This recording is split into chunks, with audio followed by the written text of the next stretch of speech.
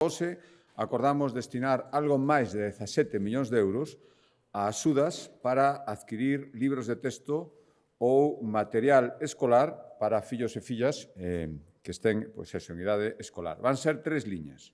A primeira, 9 millóns de euros, vales para adquirir material escolar. E serán para fogares que teñan unha renda per cápita igual ou inferior aos 10.000 euros per cápita, por persona. 5,7 millóns axudas directas para mercar non material, como na orden anterior, sino en libros de texto. As achegas, as axudas, oscilan entre os 160 e 240 euros en primaria e os 180 e 270 na ESO, tamén en función da renda, estas franxas. E a terceira liña, algo máis de 2,3 millóns de euros, é para seguir mantendo e renovando o fondo solidario que existe nos centros para que as familias en préstamo poidan acceder a libros de texto cada curso ata un máximo de 6. É un fondo que existe nos centros escolares e que hai que seguir renovando e para iso se achegan 2,3 millóns de euros. En total, en 3 liñas, como decía, 17 millóns de euros para seguir axudando os pais e nais con fillos en idade escolar. Os acordamos a licitación da construción de 54 novas vivendas públicas promovidas pola Xunta de Galicia en Pontevedra, no barrio de Valdecorvos, que é onde estamos concentrando, non só aí, pero aí especialmente, o esforzo en construción de vivenda pública no Concello de Pontevedra. Casi 300 vivendas públicas imos construir nesta cidade e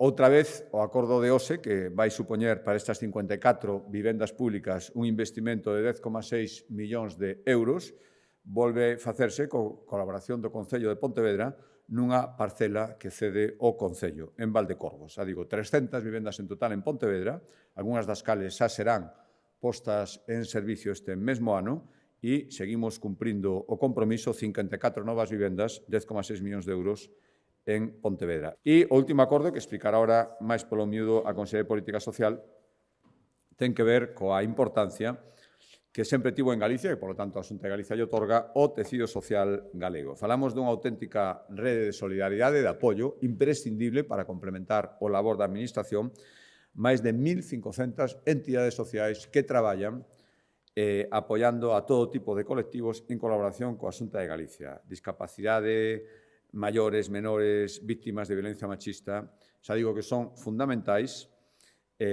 polo tanto, a Xunta de Galicia deu luz verde, aprobou comenzar a tramitación da que vai ser a primeira lei do terceiro sector da acción social de Galicia. Así se vai chamar este texto legal. Que buscamos con esta lei? Pois unificar nun único texto legal toda a regulación do sector, que ahora mesmo é variada, simplificando, facilitando a coordinación e recoñecer de xeito legal o seu traballo e o papel que xogan na sociedade galega. Pero para explicarlo máis polo miúdo, dou a palabra á Conselleira de Política Social. Supoño que os que entenden que se pode utilizar a democracia para manifestarse tamén poderán entender que se pode utilizar este mecanismo previsto tamén na legislación.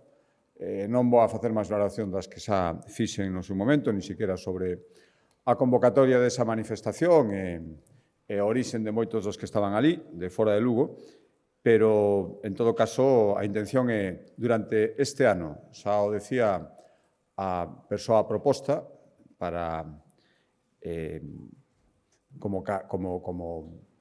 posible alcaldesa, se prospera a moción de censura, sacar a Lugo dunha parálisis evidente. Non vin nestes días ningunha razón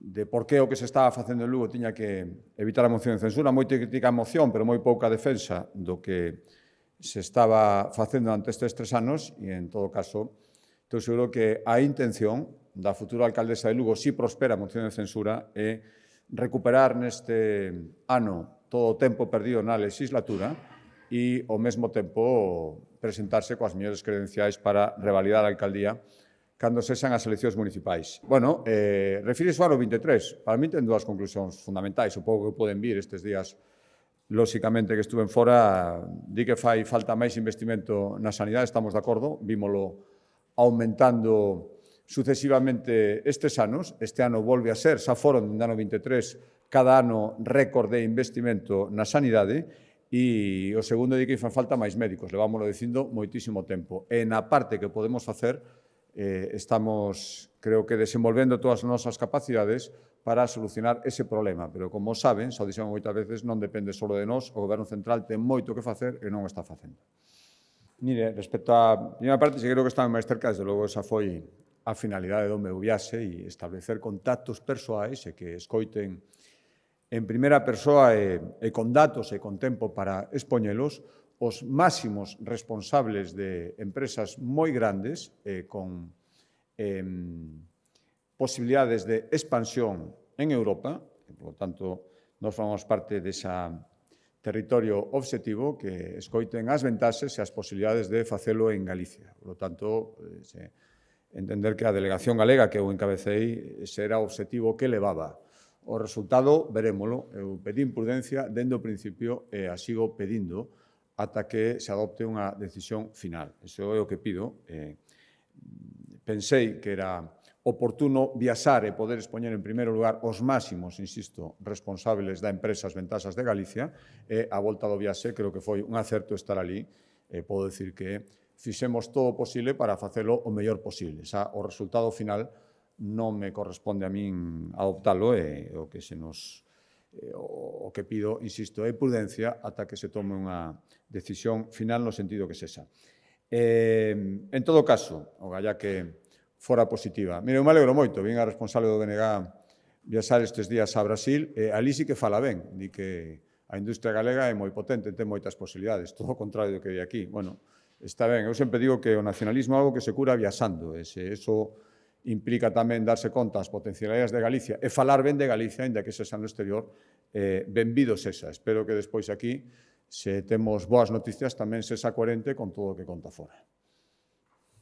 Mire, non estou no día a día dese expediente, como se poden imaginar, por lo tanto, non me coñezo os prazos concretos con ese detalle. O que eu podo asegurar é que seguiremos o procedimento, e se a empresa fixo algunha alegación, algunha consideración, será valorada e tomada en conta a hora de tomar a decisión final, pero non teño os datos concretos e os detalles dos prazos das resolucións que corresponde tomar.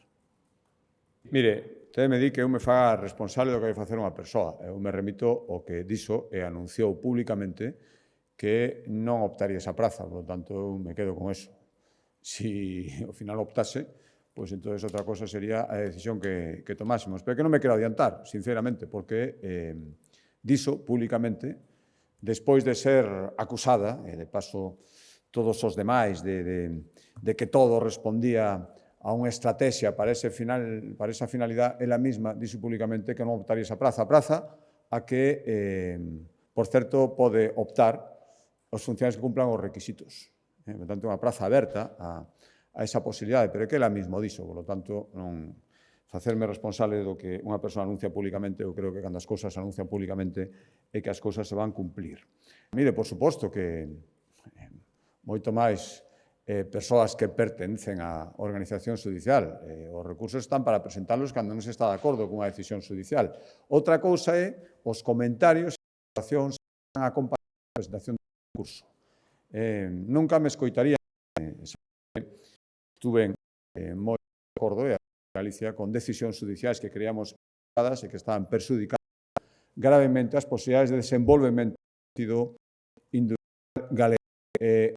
Os argumentos de recurrir e ganar eses recursos, como moitas veces ganar eses recursos non significaba nada a algunas persoas en de poñerse prácticamente, o que non facer nunca é verificar os tribunais. Parece mentira que algunhas persoas que pertenecen a organización judicial, en primeira persoa, que descalifiquen o sistema judicial. Pareceme moi sorprendente. Eso, dende logo, a Xunta de Galicia non o vai facer nunca.